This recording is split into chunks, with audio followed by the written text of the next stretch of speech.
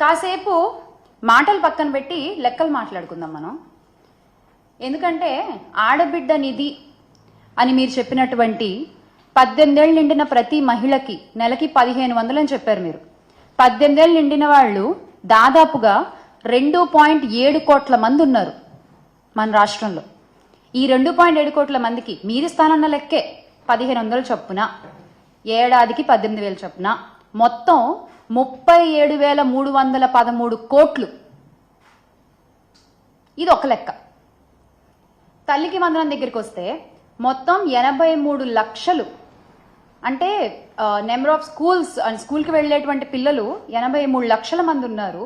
అలాగే ఒక స్టూడెంట్కి 15,000 అన్నారు, మీరే అన్నారు, నేనేమనట్ల, 15,000 అని మీరే అన్నారు. ఆ లెక్కన మొత్తం 12,450 కోట్లు. ఇక మీరు ఇస్తానన్న దీపం పథకం, బాబోయ్ అసలు దీని గురించి అయితే ఖచ్చితంగా మాట్లాడుకోవాలి మనం. ఈ దీపం పథకం కింద అసలు మొత్తం ఎల్పిజి గ్యాస్ కనెక్షన్ ఉన్న వాళ్ళు మన రాష్ట్రంలో 1,54,47,061 మంది. ఓకే, మీరు ఇస్తానన్నది 3 సిలిండర్లు ఏడాదికి. ఒక సిలిండర్కి ఎంత అన్నారు? 1000 రూపాయలు అన్నారు, అవునా? ఆ లెక్కన సంవత్సరానికి 3,000 అయింది. అప్పుడు ఇంతమందికి 1,54,47,061 మందికి ఎంత అవుతోందండి సంవత్సరానికి? ఈ దీపం పథకం కింద 4,115 కోట్లు కావాలి. 4,115 కోట్లు. కానీ మీరు ప్రవేశపెట్టింది 800 చిల్లర.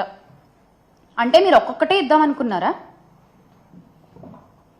ఎగ్గొట్టేస్తామని తెలిసే మీరు ఇలాంటి హామీలు ఇస్తూ ఉంటారా? ఏం అడగరులే, ఏం పట్టించుకోరులే అని చెప్పి. అలాగే బస్సు ప్రయాణాల గురించి కూడా చెప్పుకోవాలి మనం. ఇక్కడ బస్సు, ఉచిత బస్సు మా మహిళలందరికీ, ఆహా ఎంత సంబరపడ్డారో ఆ రోజున. ఉచిత బస్సు మహిళలందరికీ చక్కగా ఫ్రీగా ఎక్కేసి అటు ఇటు మనకి ఎటు కావాలన్నట్టు వెళ్ళొచ్చు అనుకున్నారు. కానీ అది కాస్త దసరా అన్నారు, అదైపోయింది. తర్వాత దీపావళి అన్నారు, అదైపోయింది. ఆ తర్వాత నూతన సంవత్సరానికి అన్నారు, అదైపోయింది. సంక్రాంతి కూడా వచ్చేస్తోంది. ఇప్పుడేమో మీరు ఏప్రిల్ నుంచి అంటున్నారు మళ్ళీ.